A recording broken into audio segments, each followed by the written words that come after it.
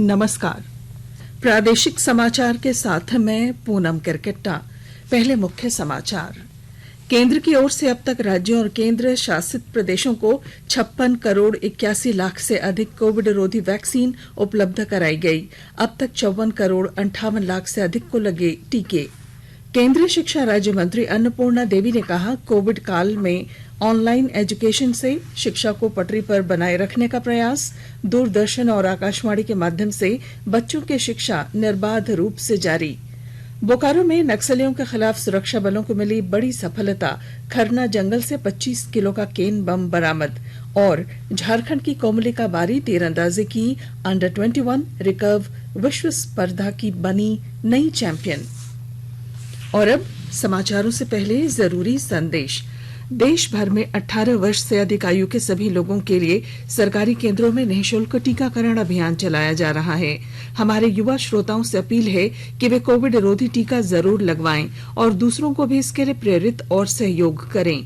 Corona महामारी के प्रति आप कोई भी लापरवाही न बरतें, क्योंकि कोरोना अब भी हमारे लिए बड़ा खतरा बना हुआ है। जब तक आवश्यक न हो घर से बाहर न निकलें और इन आसान उपायों का पालन करें। मास्क लगाएं, 2 गज की सुरक्षित दूरी बनाए रखें, बार बार हाथ धोएं और चेहरा साफ रखें। कोविड से संबंधित जानकारी और मार्गदर्शन के लिए राष्ट्रीय हेल्पलाइन काम कर रही हैं। इनके नंबर हैं 011-2397-8046 और 1075। इसके अलावा राज्य हेल्पलाइन नंबर 104 डायल कर समस्या का त्वरित समाधान लिया जा सकता है। केंद्रीय स्वास्थ्य मंत्रालय ने कहा है कि अब तक राज्यों और केंद्र शासित प्रदेशों को 56 करोड़ 81 लाख से अधिक कोविड रोधी वैक्सीन की खुराक उपलब्ध कराई जा चुकी है। 2 करोड़ 89 लाख से अधिक वैक्सीन खुराक अभी भी राज्यों और केंद्र शासित प्रदेशों और निजी अस्पतालों के पास उपलब्ध हैं। केंद्र सरकार कोविड महामारी के दौरान लोगों की सुविधा के लिए बनाई गई राष्ट्रीय स्तर की हेल्पलाइन नंबर के बारे में लोगों को जागरूक कर रही है। नंबर इस प्रकार हैं। कोविड संबंधी सवालों के जवाब के लिए हेल्पलाइन 1075, राज्य हेल्पलाइन 104, महिला और बाल विकास मंत्रालय की चाइल्ड हेल्पलाइन 1098, वरिष्ठ नागरिकों के लिए हेल्पलाइन है 14567। मनोवैज्ञानिक सहायता के लिए निम्हांस का नंबर है 080461100007।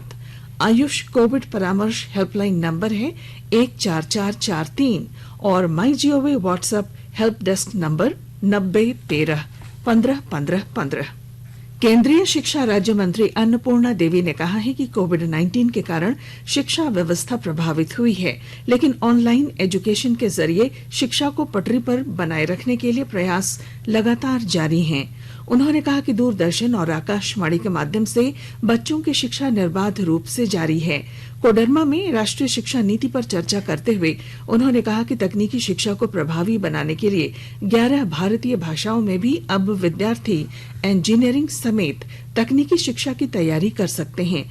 दीक्षा ऐप के जरिए समग्र स्कूली शिक्षा को छात्रों के बीच पहुंचाया जा रहा है। उन्होंने कहा कि नई शिक्षा नीति के तहत नए कोर्स के लिए 30,000 से ज्यादा शिक्षकों को ट्रेनिंग दी गई है। जहाँ तक आप जानते हैं, इस कोविड महामारी के दौर में शैक्षणिक संस्थान या फिर शिक्षा के क्षेत्र में परेशानी हुई है, लेकिन आदरणीय प्रधानमंत्री जी के द्वारा पीएम ई विद्या के माध्यम से स्वयं प्रभा शिक्षावाणी जैसे पोर्टल के माध्यम से ग्रामीणों तक जो हमारे बच्चे हैं ऑनलाइन टीवी में 12 दूरदर्शन के माध्यम से बच्चों की पढ़ाई होती है, रेडियो के माध्यम से बच्चों की पढ़ाई होती है, ऑनलाइन माध्यम से भी बच्चों की पढ़ाई होती है। देश के 75वें स्वाधीनता दिवस समारोहों के उपलक्ष्य में आजादी का अमृत महोत्सव के अंतर्गत सरकार अनेक गतिविधियों का आयोजन कर रही है। इस अवसर को जन उत्सव के रूप में मनाते हुए आकाशवाणी समाचार स्वाधीनता संग्राम और उसके गौरवशाली इतिहास पर आज से विशेष प्रश्नोत्तरी का शुभारंभ कर रहा है। ये क्विज 15 अगस्त 2022 तक प्रत्येक सोमवार और मंगलवार को समाचार प्रभात में शामिल होगा। आज का प्रश्न है, महात्मा गांधी को पहली बार किसने राष्ट्रपिता कहकर संबोधित किया था? श्रोता अपने उत्तर अमृत महोत्सव क्विज @gmail.com पर भेज सकते हैं। आप जवाब के साथ अपना नाम, पता और फोन नंबर भी भेजें ताकि लकी विजेता बनने पर आपका ई प्रमाण पत्र और पुरस्कार आप तक पहुंचाया जा सके। विजेता की घोषणा कल के समाचार प्रभात में की जाएगी।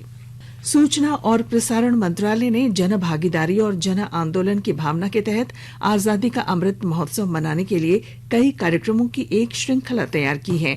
इसका उद्देश्य नए भारत में बलिदान और देशभक्ति की भावना का स्मरण सुनिश्चित करना है। प्रादेशिक समाचार एकांश रांची भी 18 अगस्त से आजादी का अमृत महोत्सव क्विज का आयोजन कर रहा है। आजादी के 75 वर्षों का पर्व अमृत महोत्सव, आइए हम मनाएं आकाशवाणी समाचार रांची के साथ आजादी का अमृत महोत्सव। अमृत महोत्सव क्विज में स्वतंत्रता आंदोलन में झारखंड के योगदान पर आधारित प्रश्नों का सही उत्तर देकर बने अमृत महोत्सव क्विज के विजेता। 18 अगस्त से प्रत्येक बुधवार शाम 7 बजे प्रसारित होने वाले प्रादेशिक समाचार के दौरान पूछे गए प्रश्न का सही उत्तर देने वाले प्रथम 10 प्रतिभागियों में से लकी ड्रॉ द्वारा चुना हुआ एक प्रतिभागी इनाम का हकदार होगा। इसके लिए सुनते रहें आकाशवाणी रांची का प्रसारण।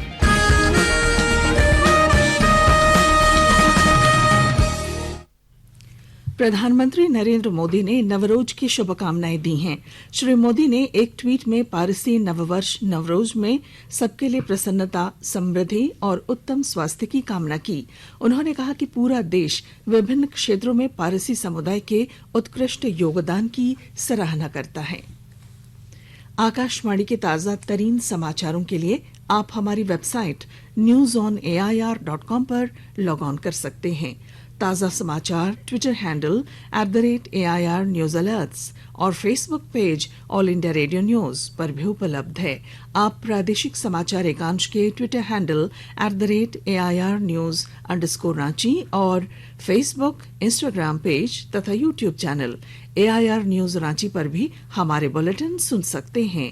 प्रादेशिक समाचार आप आकाशवाणी रांची से सुन रहे हैं और पेश हैं कोरोना से बचाव के कुछ संदेश। कोविड-19 से बचाव और सुरक्षित रहने के 3 उपाय। मास्क लगाएं, 2 गज दूरी है जरूरी, सुरक्षित दूरी रखें, हाथ और मुंह साफ रखें।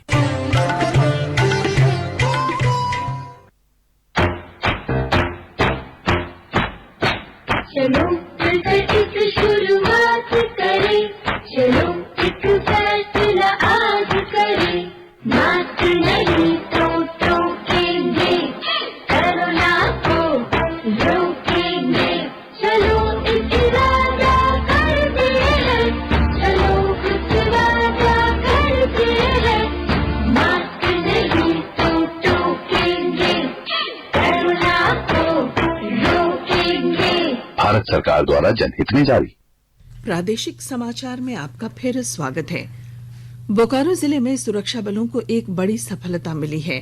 बेरमो अनुमंडल के चतरोचट्टी थाना अंतर्गत खरना जंगल से सुरक्षा बलों ने बम निरोधक दस्ते की मदद से सर्च ऑपरेशन में 25 किलो का केन बम बरामद किया है। गोमिया के जंगल में नक्सलियों के खिलाफ सीआरपीएफ और जिला पुलिस ने सर्च ऑपरेशन चला रखा था।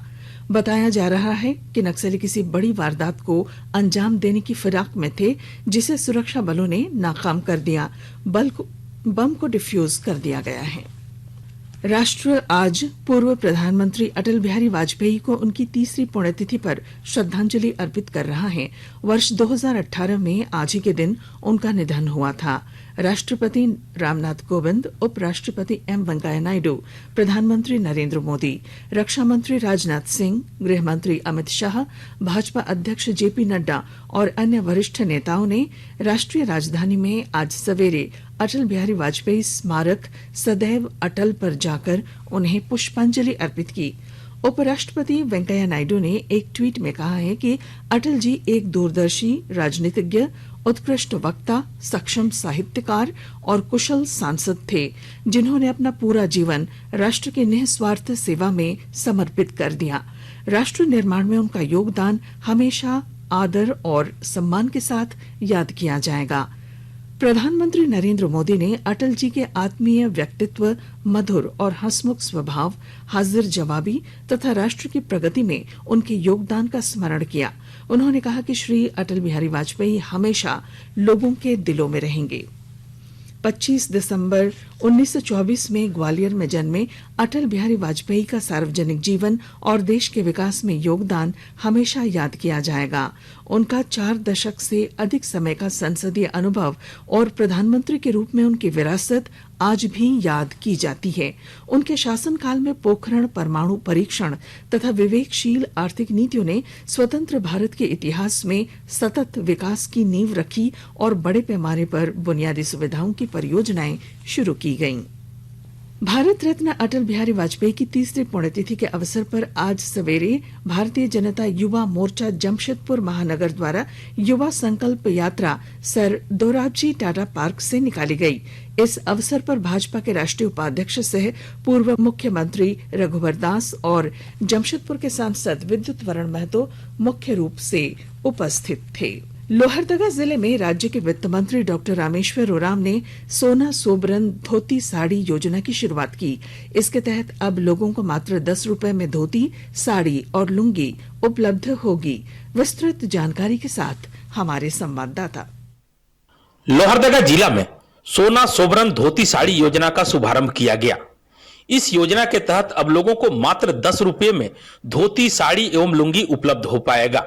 सोना सोबरन धोती साड़ी योजना का शुभारंभ राज्य के वित्त मंत्री डॉक्टर रामेश्वर उरांव के द्वारा किया गया। इस मौके पर उन्होंने बताया कि इस योजना से गरीबों को बड़ी राहत मिलेगी। जो लोग फटे कपड़ों में रहा करते थे, खुद को उपेक्षित समझते थे, उनमें आत्मविश्वास बढ़ेगा। महिलाओं को भी सुविधा होगी। झारखंड के लोगों के लिए यह योजना काफी फायदेमंद साबित होगा। वित्त मंत्री ने कहा कि झारखंड सरकार आम लोगों के हित का ध्यान रखती है और विकास के पथ पर अग्रसर है। गोपी कृष्ण कुंवर, आकाशवाणी समाचार, लोहरदगा। गोड्डा जिले के महगामा प्रखंड के भागा बांध और बकनपुर गांव के 2 दर्जन लोग डायरिया की चपेट में आ गए हैं। सभी को महगामा रेफरल अस्पताल में इलाज के लिए भर्ती कराया गया है। डॉक्टरों ने उस क्षेत्र में लोगों को बरसात के समय कुएं का पानी पीने से मना किया है। इसके पूर्व मेहरमा और पत्थरगामा में भी डायरिया के फैलाव पर त्वरित उपचार किया गया था। भागा बांध और बकनपुर गांव में जांच के लिए चिकित्सकों की टीम प्रतिनियुक्त की गई है और सभी लोगों की जांच की जा रही है।